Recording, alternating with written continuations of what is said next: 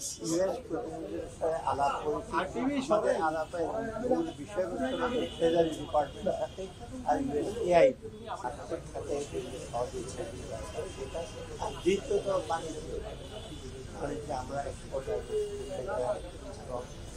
বা আমাদের বাণিজ্য সহায়তা আমরা ডেফিনেটলি আমরা এগুলো তারা আশ্বাস দিয়ে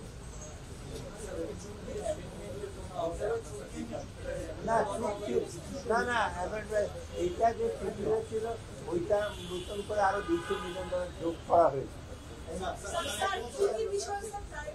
ওইটা আমি ওইটার সাথে তুলে দিব, তার মানে আরো বাড়তি ওরা ইতিমধ্যেই রাষ্ট্রপতি বন্দ্যোপাধ্যায় সকাল ৯টার শুরু হয়েছে, সেখানে ইতিমধ্যেই শেষ হয়েছে। প্রতিনিধি দলটি এখনো ভিতরে আছে, তবে এরই মধ্যেই কিন্তু বের হয়ে গেছে অর্থ উপদেষ্টা। এখানে অনেকগুলো চুক্তি স্বাক্ষর হয়েছে এবং বাংলাদেশের অর্থনৈতিক উন্নয়নে যুক্তরাষ্ট্র অনেকগুলো প্রতিশ্রুতি তারা দিয়েছেন এবং তারা বলছেন বাংলাদেশের মানুষের জীবনমান উন্নয়নে এবং বাংলাদেশ এবং যুক্তরাষ্ট্রের মধ্যে সম্পর্ক উন্নয়নে যে কোনো ধরনের সহযোগিতা তারা করবেন। এবং নতুন করে $200 মিলিয়ন চুক্তি হয়েছে যুক্তরাষ্ট্রের সাথে। তারা যেটা বলেছে যে এই বর্তমান সরকার তৃতীয় সরকার জনগণের ভাগ্য উন্নয়ন বা জনগণের জীবনমান উন্নয়ন তারা সহযোগিতা করবেন বা পাশে থাকবেন এবং যুক্তরাষ্ট্র তাদের সাথে থাকবেন। এবং তারা বলছেন যে 28 থেকে বর্তমান সরকার যেভাবে রাষ্ট্র পরিচালনা করছেন সেই রাষ্ট্র পরিচালনায় তারা খোঁজখবর রাখছেন এবং জনগণের যে কোনো ধরনের সহযোগিতা বা বাংলাদেশের সহযোগিতার পাশে তারা থাকবেন। নতুন করে অনেকগুলো চুক্তি হয়েছে। আগের যে চুক্তিগুলো বাংলাদেশের কাছে ছিল সেগুলো চলমান থাকবে এবং ভবিষ্যতে যদি আরো কোনো অর্থনৈতিক সহযোগিতা বা নতুন কোনো চুক্তি করা লাগে যুক্তরাষ্ট্রে সেই জিনিসগুলো ভেবে দেখবে।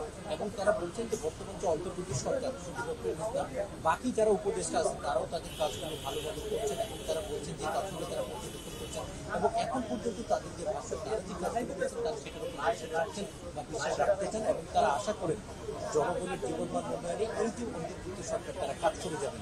ইতিমধ্যে বৈঠকটি শেষ হয়েছে এবং তারা কথা বলেছেন এবং অর্থ উপদেষ্টাকে জিজ্ঞেস করেছিলেন যে কোনো চুক্তি হয়েছে কিনা।